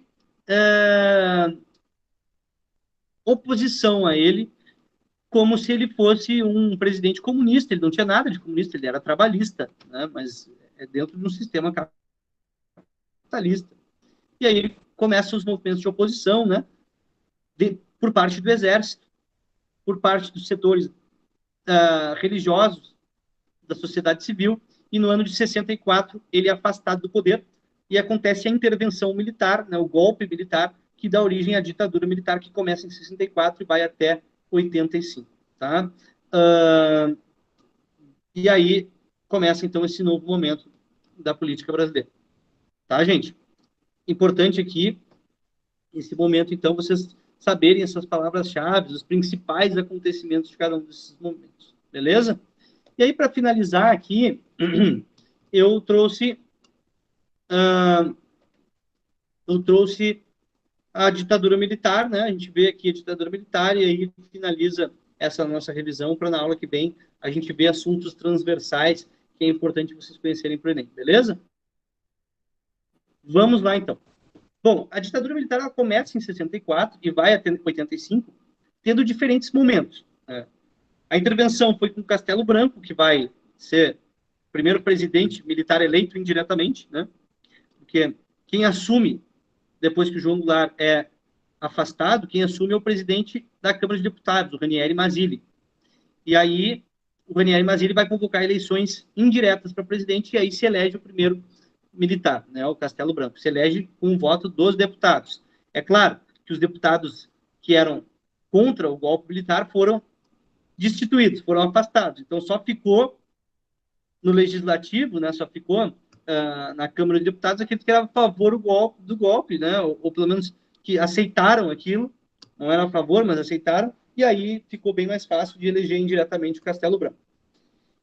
Só que a linha dura, os anos de censura, de repressão já acontecem, né, os anos de chumbo acontecem no governo do Costa e Silva e do Médici, e a abertura através do Geisel e do Figueiredo, que vai se consolidar. Então, vamos ver eu vou ter aqui algumas palavras, vou falando para vocês, e eu quero, da ditadura militar, que nós vimos agora há pouco, eu quero só rapidinho dar uma olhada para vocês focarem mesmo nas características, até porque isso aqui provavelmente não vai cair no Enem, tá? Bom, o Castelo Branco, ele vai ser esse primeiro presidente militar eleito, e ele vai instituir uma reforma política que vai acabar com aqueles partidos políticos que nós vimos agora, o PTB, a UDN, e vai criar 2 outros partidos políticos. Tem a Arena, que é a Aliança Renovadora Nacional, que é o partido pró-militares, e tem o MDB, Movimento Democrático Brasileiro, que era uma oposição consentida, ou seja, uma oposição que estava no jogo, que aceitava a ditadura, porque aqueles que são contra a ditadura terão que fugir do país. Então, tu tem um bipartidarismo, 2 partidos, o partido da Arena e o partido do MDB. E ele também vai estabelecer eleições indiretas para governador. Então, o povo deixa de votar para presidente e para governador, e depois deixa de votar também para prefeito. Ou seja, o povo votava somente para escolher vereadores, deputados e senadores. O legislativo. O executivo, a população não vai votar. A gente não vai eleger durante a ditadura presidente, governador e prefeito. A gente vai eleger vereadores e deputados, e eles que vão escolher os presidentes, tá? Que são aqueles que têm o direito de concorrer. Tá?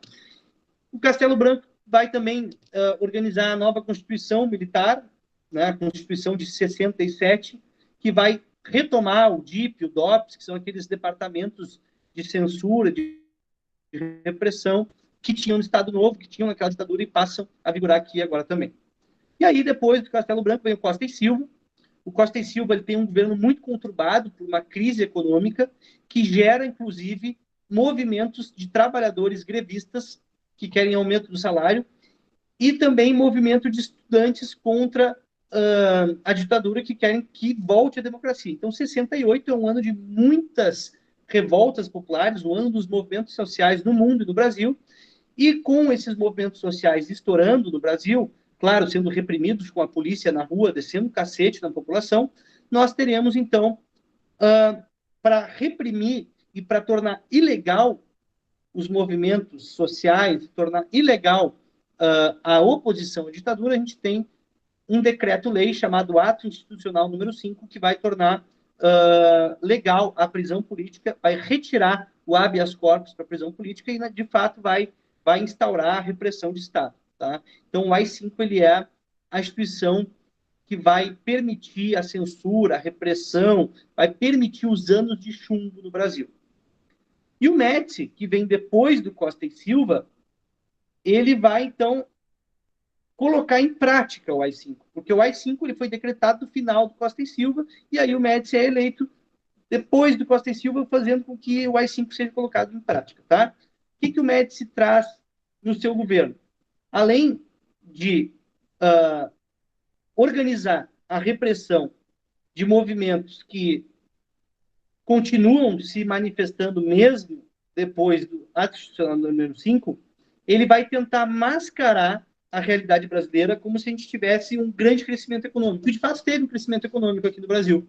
A gente teve um crescimento econômico, inclusive, nesse momento aqui, investimento em pesquisas de iniciação científica, né,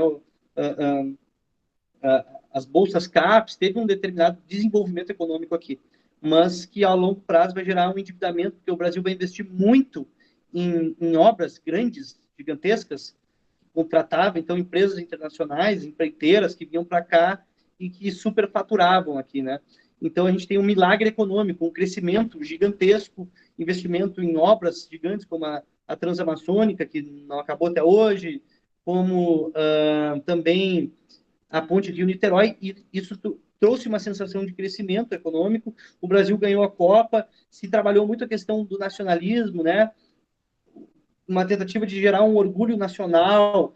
Ah, somos o melhor time do futebol, ganhamos a Copa, Brasil ame eu deixo, a Copa do Mundo é nossa, civismo nas escolas, desfile militar, toda aquela coisa, mas atrás desse palco de grandes vitórias, de desenvolvimento econômico e tal, a gente tinha uma guerra civil no Brasil, dos militares contra grupos de guerrilha armada que queriam trazer para o Brasil um sistema socialista, comunista, e aí tu tem aqui o MR8, tem a Guerra do Araguaia, tem vários movimentos comunistas e socialistas que querem acabar com a ditadura e instituir no Brasil um sistema socialista. Tá? Agora, é interessante observar, tá, que esses movimentos de guerrilha que vão assaltar banco para comprar arma, que vão sequestrar embaixadores para trocar por presos políticos, eles só aparecem depois do AI-5. Ou seja, quando se proíbe a manifestação popular nas ruas, surgem movimentos de guerrilha. Bom, já que não pode se manifestar, já que tem uma ditadura instaurada, a gente vai tentar uma via de guerra. Então, essa é a lógica. Tá? Enfim, um momento de muitos conflitos no Brasil. Depois do Médici, se elege o Geisel. E o Geisel, quando assume, ele assume com uma grande crise econômica que vem justamente como resultado desses superfaturamentos de empresas que vieram para cá fazer essas obras faraônicas. E aí, com o governo Geisel, a crise financeira se fortalecendo, ele começa um projeto de abertura democrática. Ele diz que vai iniciar uma abertura lenta, gradual e segura. Tá? E aí aqui a gente tem algumas coisas que acontecem, né? Ele vai liberando. O que a gente vê no Geisel? A gente vê um crescimento do MDB. Os deputados do MDB começam a crescer a bancada, tanto nas assembleias estaduais quanto na Câmara de Deputados Federais. A oposição começa a crescer. O Geisel vai começar a liberar a censura, né? Ele vai começar a liberar jornais de oposição, mas, ao mesmo tempo, ele cria ferramentas para ter o controle da política. Ele cria a Lei Falcão, que diminui o tempo de propaganda eleitoral. Ele cria o pacote de Abril, que traz a possibilidade de ele eleger, de ele nomear senadores, ou seja, tem menos deputados da Arena, que é o partido do presidente, se elegendo, e para ter apoio ele nomeia deputados, nomeia senadores. Então ele criou meios de conseguir governar. E aí, depois do Geisel, vem o Figueiredo. O Figueiredo ele é o presidente eleito indiretamente também, um ditador, mas que vai finalizar a redemocratização. Então, ele cria a lei da anistia, que perdoa os presos políticos e também os torturadores. Ele cria a lei do pluripartidarismo. Então, acaba a Arena e o MDB e são criados novos partidos. Aqui que se cria o PT, o PDT, o PSDB, o MDB, todos esses partidos são criados aqui, isso é em 78. E nós temos também, no governo Figueiredo, no final do governo Figueiredo, um grande movimento chamado Diretas Já, né, que era para que as eleições para o próximo presidente fossem realizadas de forma direta, para que o povo votasse no presidente. E esse movimento do Diretas Já, que foi um movimento social na rua, né, apoiou um deputado do MDB chamado Dante de Oliveira, que mandou uma emenda para o Congresso para tentar retomar as eleições diretas. Mas essa emenda foi derrotada. E o movimento do Diretas Já não teve sucesso. Mas, de qualquer forma, nessa eleição indireta, que aconteceu em 85, não foram só militares que concorreram. E aí, quem concorreu para presidente, com o apoio do PT, com o apoio do PDT, e que era a esperança mais democrática, era o Tancredo Neves. E o Tancredo Neves se elegeu. Só que o Tancredo Neves se elege e, antes de assumir, ele morre. Então, quem assume é o José Sarney, que era um cara que até então era da Arena, era pró-militar. Então, tem todo o governo do Sarney, né? E aí, depois do Sarney, nós temos a eleição direta, pela primeira vez, depois da ditadura, eleição direta, isso em 89, se eu não estou enganado, onde quem vai ser eleito é o Fernando Collor, tá? Que vai ser impeachmentado depois e tal. Ok? Então, assim, ó, gente, da ditadura militar, tem todas essas questões que eu trouxe aqui para vocês, deem uma revisada com calma e tal, muito importante, mas foquem principalmente em entender, primeira coisa, entender esses conceitos básicos. Entender que a ditadura militar é um governo autoritário, é um governo que vai desenvolver uma lógica baseada na segurança nacional, de combate ao comunismo, como se eles fossem protetores da pátria, de uma ameaça vermelha que queria expropriar os bens privados, que queria acabar com as igrejas. Então, se cria uma falsa ideia de um inimigo em comum contra a figura do João Goulart para justificar o golpe e se manter 25 anos no poder, né? E é um governo que vai, então, desenvolver repressão, vai desenvolver um discurso ultranacionalista, né, ufanismo, censura, tortura, enfim, essas características fundamentais, tá? Bom, o Collor era liberal? Sim, o Collor era um cara, assim, liberal, tá? Ele era um cara mais de... O que acontece? Eu vou fazer um comentário breve sobre cada um deles aqui para vocês, tá? Isso aqui não vai cair, né? Mas é importante ter uma ideia também. Eu estou até pensando em, de repente, gravar uma aula sobre isso para a URGS e tal.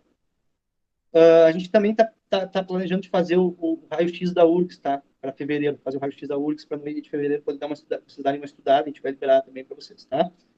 Então, assim, eu recomendo que vocês façam o raio-x do Enem. Vocês já fizeram o raio-x do Enem. Eu recomendo que vocês se matriculem no Aquece URGS, tá, gente? Se matriculem no Aquece URGS. Eu sei, tem um valor, é um investimento, mas são 2 meses de curso, tá barato, vai fazer diferença.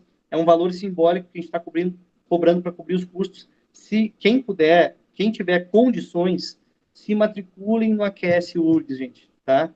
É um investimento pequeno para chegar na URGS mais aquecido, mais firme. Mas, de qualquer forma, em fevereiro vai ter o raio-x Enem, que são aquelas aulas ali. A gente vai gravar o raio-x Enem, tá? Beleza? Bom, o Tancredo Neves não assume. Ele morre antes da posse. Quem assume é o José Sarney, o vice dele, tá? E o José Sarney, ele vai ter um governo marcado pela inflação, pela questão de aumento de preço do dia para a noite. As coisas, elas dobravam de valor, né? Então, essa é a principal característica. O Fernando Collor, URGS 2019, peraí, será que não apareceu toda a mensagem para mim aqui? Deixa eu ver aqui. Mensagens da chamada. O senhor Collor era liberal, na URGS caiu sobre ele ano passado. Sim, o Collor, ele tinha uma postura liberal. O Collor, ele era um cara... Aqui está o Collor, tá? Aqui está ele. Tá nessa ordem aqui, ó. 1, 2, 3, 4, 5, 6, 7, 8. Aqui estão os presidentes. Tá? Esse aqui é o Sarney. Deixa eu pegar aqui. Esse aqui é o Sarney, né, que se caracterizou pela inflação, né, um governo marcado pela inflação e pela tentativa de controle da inflação. Aqui está o Collor. O Collor é senador hoje em dia. Né? O Collor era um cara novo na época, um cara, né, casado com uma mulher bonitona e tal. Dizem que votaram nele porque ele era bonito, ele era novo. E ele se disse cara, caçador de marajás.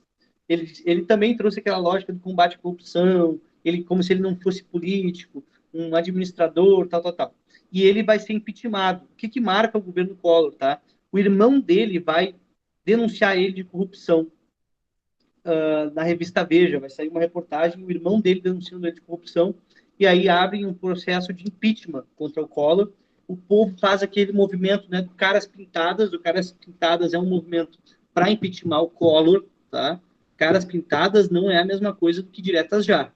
Diretas Já é o povo indo à rua no final da ditadura para apoiar a emenda Dante de Oliveira e transformar a eleição indireta para a eleição direta para o presidente. Isso é um movimento Diretas Já. O Caras Pintadas é outra coisa.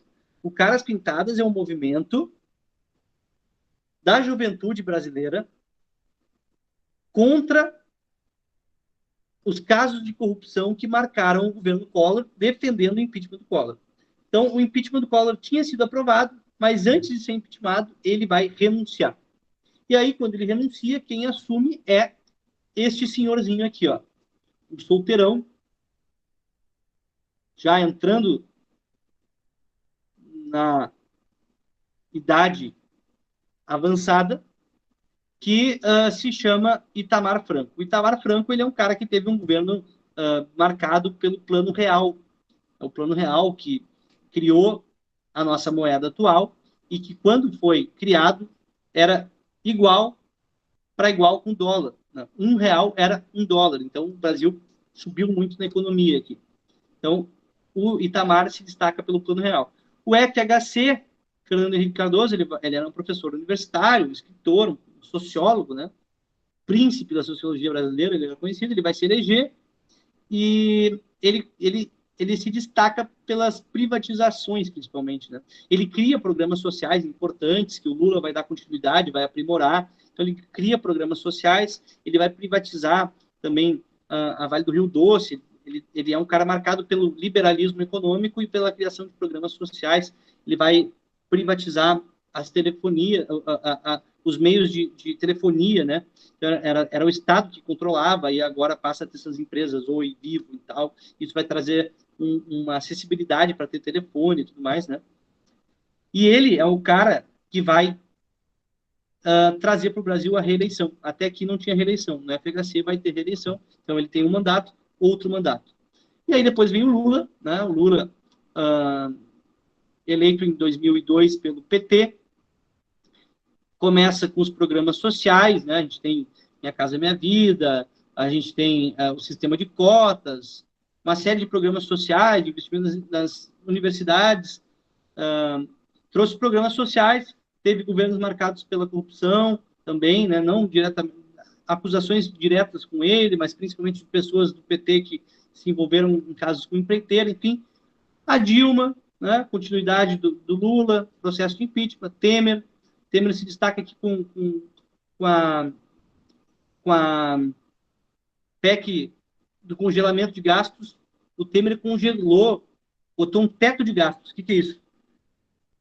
Não se pode aumentar o investimento em saúde, educação e transporte, se eu não me engano, durante 20 anos, e aí o Bolsonaro. Mas eu não vou entrar em detalhes de análise disso aqui, até porque são questões polêmicas, não tem necessidade e tal. E cada um deles tem os seus programas sociais, tem a sua política econômica. Todos os governos brasileiros têm casos de corrupção, tá? Isso não surgiu no PT, isso já vem desde a colônia, né? Então, só que no PT a mídia mostrou mais, né? Por interesses, enfim, mas todos esses governos aqui têm programas sociais e casos de corrupção, tá? Todos, não tem nenhum que não tenha uma dessas duas características. E aí a gente, então, acaba aqui a nossa revisão, tá? Mas nós iremos ainda nos encontrar, então fiquem tranquilos, nós iremos ainda nos encontrar. Segunda-feira nós temos 2 horas de aula para fazer o nosso pré-prova de História do Brasil, onde eu vou trazer temas transversais. Por exemplo, nós analisaremos economia, sistema político, constituições, temas amplos que a gente vai analisar e não uma linha do tempo, tá? Alguém quer fazer alguma pergunta?